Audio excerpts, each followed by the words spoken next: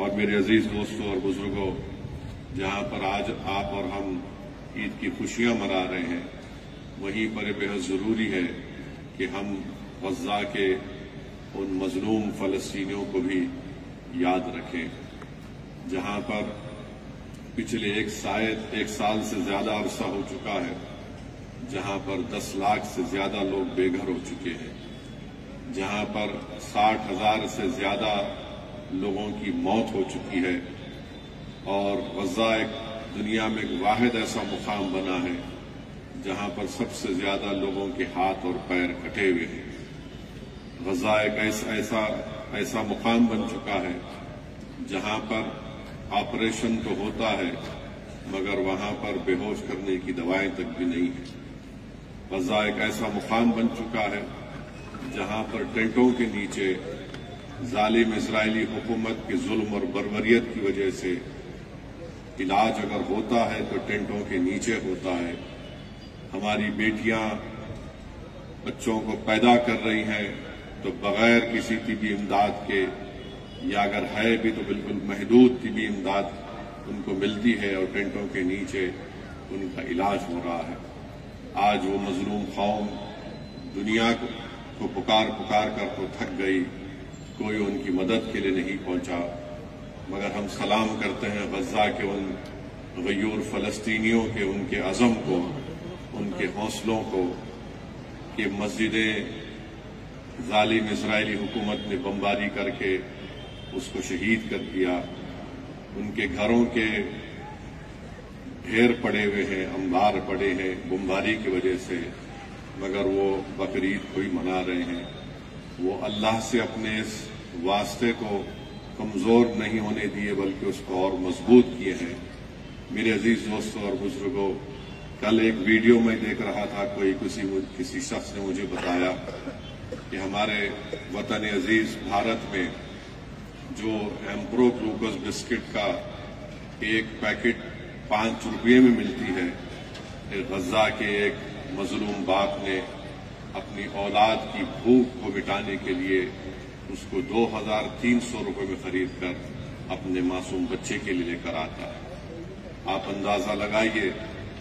کہ ایک ایسی جگہ پر غزہ ہے جہاں پر اطراف و اکناف میں کئی ممالک ہیں، اور یہ دنیا بڑی درس دیتی ہے ہیومن رائٹس کی، یہ دنیا بڑی درس دیتی ہے کہ ٹیررزم کو ختم کرنا ہے، مگر جب فلسطینیوں پر ظلم اور بربریت یہ ظالم اسرائیلی اور یہ جہنم کا کتا بنجمن نتنیاہو کرتا ہے تو دنیا اندھی اور گونگی ہو جاتی ہے۔ آج آپ دیکھتے ہیں کہ جو ان کو کھانے کی امداد غزہ میں دی جا رہی ہے، ان سے کہا جا رہا ہے کہ تم اپنے گھروں سے نکل کر 8 کلومیٹر چل کر تم اپنے لیے، اپنے افراد خاندان کے لیے کھانا لے کر آؤ، اور راستے میں یہ ظالم اسرائیلی حکومت کی فوجیں ان کو گولیوں کا نشانہ بناتی ہے۔ مجھے یقین ہے کہ انشاءاللہ تعالی اللہ سبحانہ و تعالی ان کی ضرور مدد کرے گا۔ اگر آج دنیا میں کوئی ایسا مرد مجاہد نہیں ہے جو ان کی مدد نہیں کر رہا ہے تو کوئی کسی کی ضرورت نہیں ہے، اللہ ہمارے لیے کافی ہے۔ وہی غزہ کے لوگوں کی زبانوں سے ہم سنتے ہیں کہ ہم پکار کر تھک گئے، مگر ہم اپنے اللہ کو پکار کر کبھی نہیں تھکیں گے۔ ہم حسبنا اللہ و نعم الوکیل کہنے والے ہیں۔ مجھے یقین ہے کہ انشاءاللہ تعالی اللہ ان غزہ کے ان غیور فلسطینیوں کی مدد کرے گا، اور ضرور انشاءاللہ تعالی یہ ظالم اسرائیلی حکومت کا اللہ سبحانہ و تعالی ان کو کمزور کرے گا، اور بنیامین نتنیاہو جہنم کا کتا ہے، وہ ضرور جہنم میں جلے گا۔ دنیا آج بیٹھ کر یہ تماشا دیکھ رہی ہے کہ کیسے وہاں پر ایک نسل کشی اور جنوسائیڈ ہو رہا ہے، مگر انشاءاللہ تعالی اللہ ان کو غالب کرے گا۔ جو لوگ آج کمزور ہیں، جو لوگ آج بھوکے اور فاقے میں زندگی گزار رہے ہیں، اللہ ضرور ان کمزوروں کو، ان ظالموں پر اللہ ان کو غالب کرے گا۔ آج دنیا یہ سمجھ رہی ہے کہ ان کو ہم بے سہارا سمجھ کر ان کو ظلم کرتے جائیں گے، مگر ہم دیکھ رہے ہیں کہ دنیا کے کونے کونے میں حکومت ظالم کا ساتھ دے رہی ہے، مگر وہاں کی عوام ان مظلوموں فلسطینیوں کے لیے ہاتھیں اٹھا کر دعا بھی کر رہی ہیں، ان کے حق کے لیے احتجاج بھی کر رہی ہیں۔ ہم ہماری حکومت سے بھی مطالبہ کرتے ہیں کہ بھارت کی حکومت جو ہمیشہ فلسطینیوں کا ساتھ دیتی آئی ہے، آج ایسے موقع پر ہماری حکومت کی ذمہ داری ہے کہ اس جینوسائیڈ کو رکوائے، بلکہ غزہ میں اس کھانے کو پہنچائے جو لوگ بھوک اور فاقہ کشی میں وہاں پر اپنی زندگی کو گزار رہے ہیں۔ افسوس اس بات کا ہوتا ہے کہ غزہ میں اسرائیلی حکومت نے جو ڈرگز بیچنے والے جو سابقہ میں آئسس داعش جیسے ٹیررسٹ تنظیم سے وابستہ تھا، اس کو چھوڑ کر غزہ میں لوگوں کو قتل کروا رہی ہے۔ مجھے یقین ہے کہ اللہ سبحانہ و تعالی اس ظلم کا خاتمہ کرے گا، مگر میری اور آپ سے دعا ہے کہ ہم غزہ کے مظلوم فلسطینیوں کے لیے بھی دعا کریں کہ اللہ ان کی مدد فرمائے، اللہ غیب سے ان کو رزق عطا فرمائے، کیونکہ اللہ رزاق ہے۔ جو آج حکومتیں جن کے پاس سب کچھ ہے مگر آج وہ خاموش بیٹھے ہیں، ان کو یاد رکھنا ہے کہ اللہ کے رسول صلی اللہ علیہ وسلم نے اپنے حجۃ الوداع کے خطبے میں کہا تھا، رسول اللہ صلی اللہ علیہ وسلم نے 1,44,000 صحابیوں کے سامنے اپنے آخری حج کے خطبے میں کہا تھا کہ مسلمانوں یاد رکھو، تم اپنے اعمال کا جواب اللہ کے پاس دو گے۔ اللہ کے رسول صلی اللہ علیہ وسلم نے فرمایا تھا، یاد رکھو تم سب کو اللہ کے سامنے پیش ہونا ہے اور تم کو اپنے اعمال کا جواب دینا ہے۔ اللہ کے رسول صلی اللہ علیہ وسلم نے اپنے حجۃ الوداع کے خطبے میں فرمایا تھا کہ کمزوروں کو کھانا کھلاؤ، کمزوروں کو عزت کا لباس پہناؤ۔ تو اگر آج لوگ رسول اللہ صلی اللہ علیہ وسلم کے اس ارشادات کو بھول چکے ہیں، مجھے یقین ہے کہ دنیا ان کو بھلا دے گی، مگر ہمارا کام یہ ہے کہ ہم اپنے حوصلوں کو پست ہونے نہ دیں، بلکہ کثرت سے ہم اپنے اللہ سبحانہ و تعالیٰ سے اپنے رشتے کو مضبوط رکھیں اور ان فلسطینیوں کے لیے ہم دعا کرتے رہیں۔ ہماری دعا ضرور انشاءاللہ تعالیٰ رنگ لائے گی، بلکہ ہم دارالسلام کے اسٹیج سے ان غزہ کے فلسطینیوں کو جو آج پچھلے 1 سال سے اسرائیلی حکومت کے جینوسائیڈ کا شکار ہے، ہم ان کو پیغام دینا چاہتے ہیں کہ یقیناً دنیا تم کو بھول رہی ہے، دنیا کے بڑے بڑے سپر پاور تمہاری ظلم کو بھول رہے ہیں، اندھے ہو چکے ہیں، بہرے ہو چکے ہیں، مگر سرزمینی دکن پر بسنے والی اس غیوروں کی جماعت تمہارے ظلم سے اور تمہارے پر تکالیف جو گزر رہی ہم اس کو یاد رکھتے ہیں۔ ہم یقیناً تمہارے لیے دعا کر رہے ہیں، جب تک اللہ ہم کو زندہ رکھے گا ہم مسجد اقصی اور بیت المقدس کو بھولنے والے نہیں ہیں۔ ہم مسجد اقصی اور بیت المقدس کی کامیابی کے لیے دعا کرتے آئے ہیں۔ ہم غزہ کے فلسطینی مسلمانوں کے ان کے حقوق کی، ان کی ایک ڈگنیٹی کے لیے جو جدوجہد ہو رہی ہے، مجلس اس کے ساتھ کھڑی ہے، اور مجھے یقین ہے کہ انشاءاللہ تعالی اللہ سبحانہ و تعالی ان کو غالب کرے گا۔ میرے عزیز دوستوں اور بزرگوں، ایک اور اہم بات میں آپ سے عرض کرنا چاہ رہا تھا کہ پچھلے بار مجلس اتحاد المسلمین حیدرآباد سے کئی مبصرین مہاراشٹر کے بلدیہ انتخابات میں بحیثیت ابزرور بن کر گئے تھے۔ وہ تمام لوگوں سے میری گزارش ہے کہ آپ اپنے پورے جو دوبارہ جانے کے لیے، کیونکہ مہاراشٹر میں بلدیہ کے انتخابات ہونے والے ہیں عنقریب میں، تو میری آپ سے گزارش ہے کہ جو حضرات پہلے گئے تھے وہ اپنا نام جناب صمد بن عبداد صاحب کے پاس درج کروائیں، اور کس مقام پر آپ گئے تھے وہ بھی لکھا دیجیے، اور جو دیگر حضرات بھی اس ذمہ داری کو نبھانا چاہتے ہیں